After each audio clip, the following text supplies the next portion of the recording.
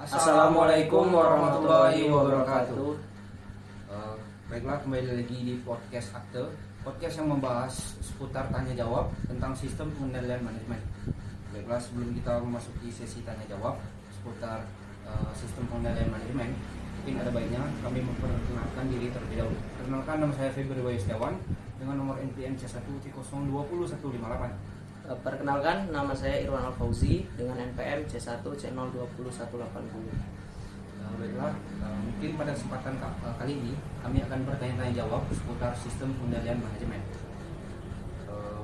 Mungkin boleh nih, saya ingin bertanya terlebih dahulu kepada Irwan tentang sistem pengendalian manajemen. Kita mulai dari hal-hal dasar terlebih dahulu ya.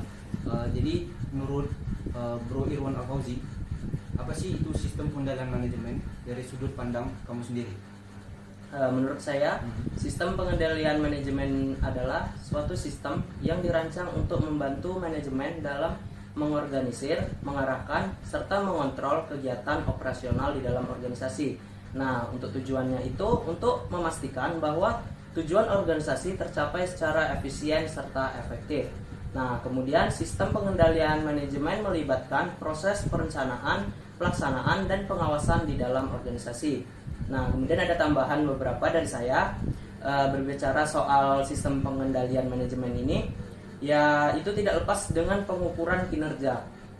Pengukuran kinerja dalam sistem pengendalian manajemen dapat dilakukan dengan menggunakan berbagai metode seperti pengukuran finansial serta non finansial. Nah, kemudian pelaporan dilakukan untuk memberikan informasi kepada manajemen tentang kinerja sebuah organisasi.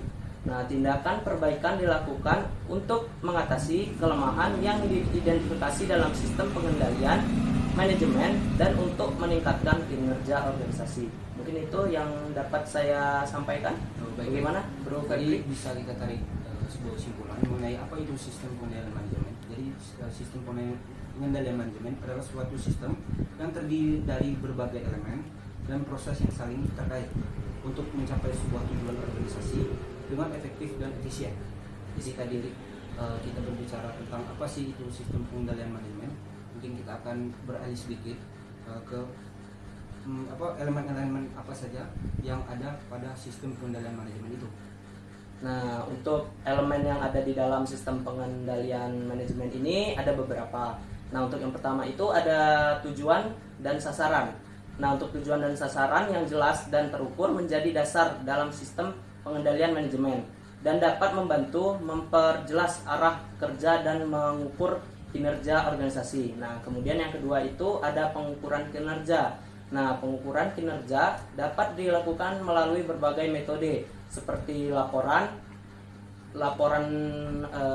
keuangan, laporan operasional, dan pengukuran non keuangan seperti keputusan pelanggan dan tingkat produktivitas. Nah, kemudian yang ketiga itu ada pengendalian. Pengendalian ini dapat dilakukan dengan mengidentifikasi perbedaan antara hasil yang diterapkan dengan hasil yang sebenarnya. Nah, kemudian itu ada perencanaan dan anggaran. Nah, untuk perencanaan yang baik akan membantu dalam mengidentifikasi tujuan dan sasaran yang ingin dicapai. Sedangkan anggaran menetapkan alokasi sumber daya yang diperlukan untuk mencapai tujuan tersebut. Nah, kemudian yang terakhir itu ada evaluasi dan umpan balik. Evaluasi kinerja membantu mengidentifikasi kekuatan dan kelemahan dalam pencapaian sebuah tujuan, sedangkan umpan balik memberikan panduan tentang tindakan perbaikan yang dapat dilakukan. Jadi untuk elemen-elemen dari sistem pengendalian manajemen itu ada 5 opsi yang diberikan oleh Irwan. Iya. Semoga dari 5 opsi tadi para pendengar atau penonton bisa memahami dan mengerti apa yang disampaikan oleh Irwan. Tadi berbicara soal sistem, apa itu sistem pengendalian dan apa saja elemen-elemen yang ada di sistem pengendalian manajemen itu. Nah, mungkin kita beralih sedikit ke kegiatan-kegiatan apa saja yang biasa dilakukan dalam hal pengendalian manajemen itu. Nah, untuk kegiatannya itu seperti yang pertama merencanakan atau planning apa yang harus dilakukan oleh organisasi tersebut. Nah, kemudian yang kedua itu mengkoordinasikan atau coordinating aktivitas-aktivitas dan beberapa bagian organisasi. Nah, kemudian untuk yang ketiga itu mengkomunikasikan atau information. Nah, kemudian yang keempat itu ada mengevaluasi informasi. Kemudian yang kelima itu ada memutuskan tindakan apa yang seharusnya diambil jika ada. Nah, kemudian itu yang terakhir mempengaruhi orang-orang untuk mengubah perilaku mereka. Nah, kemudian kegiatan pengendalian manajemen tidak berarti mengharuskan agar semua tindakan semua sesuai dengan rencana yang ditentukan sebelumnya. Seperti anggaran, rencana seperti itu didasarkan pada situasi yang dipercaya ada pada saat rencana tersebut dirumuskan. Nah, kemudian jika situasi ini berubah pada waktu penerapannya, tindakan yang ditentukan oleh rencana mungkin tidak lagi sesuai. Mungkin itu dari saya. Bagaimana Bro Febri? Baik, terima kasih pada Irwan. Cukup mudah dimengerti dan mudah dipahami jawaban dari kegiatan-kegiatan apa saja yang terkait dalam sistem pengendalian manajemen itu. Jadi tadi ada 3 pertanyaan. Yang pertama itu apa itu sistem pengendalian, kemudian apa saja elemen-elemen dan apa saja kegiatan-kegiatan yang ada dalam kegiatan sistem pengendalian manajemen. Semoga dari 3 pertanyaan tadi itu jawabannya mudah dimengerti, mudah dipahami oleh oleh pembaca ataupun pendengar. Mungkin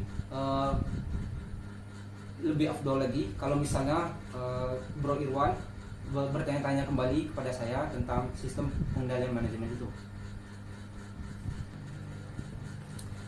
Baik, mungkin saya ada beberapa pertanyaan untuk Bro Febri. Oke. Untuk yang untuk pertanyaan pertama, mungkin saya akan bertanya tentang ketika kita berbicara terkait pengendalian manajemen, maka tidak jauh-jauh dari perumusan strategi dan pengendalian tugas. Nah, menurut Bro Febri ini apa sih pengendalian manajemen dan perbedaannya dengan pengendalian strategi dan pengendalian tugas? Jadi mungkin lebih afdolnya saya memberikan sedikit penjelasan tentang apa sih itu pengendalian manajemen. Baik, pengendalian manajemen adalah proses pengawasan dan pengelolaan sumber daya organisasi untuk mencapai tujuan yang telah ditetapkan. Tujuan dari pengendalian manajemen ini adalah untuk memastikan bahwa semua aktivitas organisasi itu berjalan sesuai dengan rencana, tujuan dan standar yang telah ditetapkan. Nah, untuk pengendalian strategi di sisi lain itu adalah bagian dari sistem pengendalian manajemen yang berfokus pada pengawasan dan pengelolaan strategi yang digunakan oleh organisasi. Pengendalian tugas di sisi lain itu adalah bagian dari pengendalian manajemen yang berfokus pada pengawasan, pengelolaan tugas-tugas atau aktivitas rutin yang dilakukan oleh individu atau tim dalam organisasi. Nah, jadi tadi ada penjelasan dari pengendalian manajemen, pengendalian strategi di sisi lain dan pengendalian tugas di sisi lain. Tadi ada juga pertanyaan mengenai apa itu perbedaan antara pengendalian strategi dan pengendalian tugas. Nah, jadi letak pada perbedaan ini itu ada di fokusnya. Pengendalian strategi itu berfokus pada pemantauan dan pengelolaan strategi organisasi yang secara keseluruhan. Itu pengendaliannya berfokus pada pemantauan dan pengelolaan tugas secara spesifik dalam organisasi. Kemudian untuk pengendali strategi juga lebih bersifat strategis dan melibatkan penyesuaian strategi jangka panjang, sedangkan pengendalian tugas ini lebih bersifat operasional dan melibatkan penyusunan jangka pendek. Mungkin itu saja pendapat saya tentang apa sih itu pengendalian manajemen, apa sih itu pengendalian tugas, pengendalian strategi, dan apa saja perbedaan-perbedaannya. Mungkin itu tadi jawaban dari Bro Febri. Saya terima kasih. Semoga dipahami oleh saya pribadi serta penonton. Kemudian mungkin ada pertanyaan lagi dari saya, yaitu tentang sistem pengendalian manajemen ini tentu melibatkan aspek finansial atau kinerja finansial dan non finansial. Bisa Bro Febri jelaskan bagaimana sistem manajemen dalam melibatkan kinerja finansial serta non finansial tersebut? Baik, sistem manajemen yang efektif itu melibatkan kinerja finansial dan non finansial dengan mengintegrasikan kedua aspek tersebut dalam proses perencanaan, pelaksanaan, monitoring, dan evaluasi. Dalam melibatkan kinerja finansial, itu sistem manajemen harus memperhatikan sumber daya finansial seperti anggaran, investasi, dan pendanaan. perencanaan finansial itu harus dilakukan dengan mempertimbangkan tujuan organisasi dalam jangka pendek maupun jangka panjang, serta mengidentifikasi sumber pendapatan dan pengeluaran yang akan ditimbulkan. Sedangkan dalam melibatkan kinerja finansial, sistem manajemen harus memperhatikan faktor-faktor seperti kualitas produk atau layanan, kepuasan pelanggan, efisiensi operasional, produktivitas karyawan, dan inovasi. Dengan melibatkan kinerja finansial dan non finansial, sistem manajemen dapat memberikan pandangan yang holistik terhadap pencapaian tujuan organisasi. Hal ini memungkinkan manajemen itu untuk membuat keputusan yang lebih baik, mengidentifikasi dan mengatasi masalah dengan lebih efisien, serta meningkatkan efektivitas dan efisiensi operasional secara keseluruhan. Mungkin itu saja jawaban dari saya. Terima kasih jawabannya Bro Febri. Semoga dipahami oleh saya pribadi serta penonton. Kemudian ada satu pertanyaan lagi dari saya, yaitu tentang teknologi. Nah, dengan semakin canggihnya teknologi dan semakin mudahnya akses internet, apakah akan mempengaruhi pengendalian manajemen? Bagaimana menurut Bro Febri sendiri? Baik, jadi semakin canggihnya teknologi itu akan semakin memudahkan akses internet dalam mempengaruhi pengendalian manajemen dalam berbagai hal. Mungkin di sini saya akan memberikan 4 opsi. Itu yang pertama itu adalah pengumpulan dan analisis data yang lebih efektif. Kemudian apa itu? Dengan adanya teknologi yang lebih canggih, perusahaan dapat mengumpulkan dan menganalisis data lebih efektif. Yang kedua itu ada otomatisasi proses, yang dimana teknologi yang canggih juga memungkinkan perusahaan untuk mengotomatisasi proses bisnis. Hal ini dapat membantu dalam mengoptimalkan penggunaan sumber daya, meningkatkan efisiensi dan mengurangi biaya. Yang ketiga itu ada komunikasi yang lebih efektif dan kolaborasi yang lebih baik.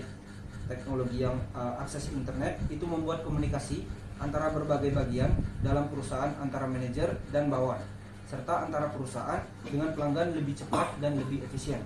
Yang terakhir itu adalah pengendalian yang lebih berpusat. Dengan adanya teknologi yang canggih, perusahaan dapat mengendalikan dan mengawasi operasi mereka secara terpusat. Misalnya dengan menggunakan perangkat lunak, manajemen proyek itu dapat mengakses informasi proyek, mengawasi kemajuan, serta mengatur tugas dan mengendalikan tim proyek dari satu platform. Mungkin itu saja jawaban dari saya. Ada 4 opsi yang saya berikan. Semoga apa yang saya berikan itu dapat dimengerti dan jelas. Terima kasih kepada Bro Febri atas jawabannya. Mungkin dapat saya simpulkan jawaban dari Bro Febri ini, yaitu kemajuan teknologi dan akses internet dapat memberikan manfaat yang besar dalam pengendalian manajemen. Namun perusahaan juga harus memperhatikan aspek-aspek seperti keamanan dan integritas data dalam mengimplementasikan teknologi ini dalam pengendalian mereka. Mungkin seperti itu tadi kesimpulan dari jawaban Bro Febri tadi. Baik, mungkin itu tadi podcast tanya jawab tentang sistem pengendalian manajemen dari kami. Kami mohon maaf apabila ada salah kata. Kami akhiri. Wassalamualaikum warahmatullahi wabarakatuh.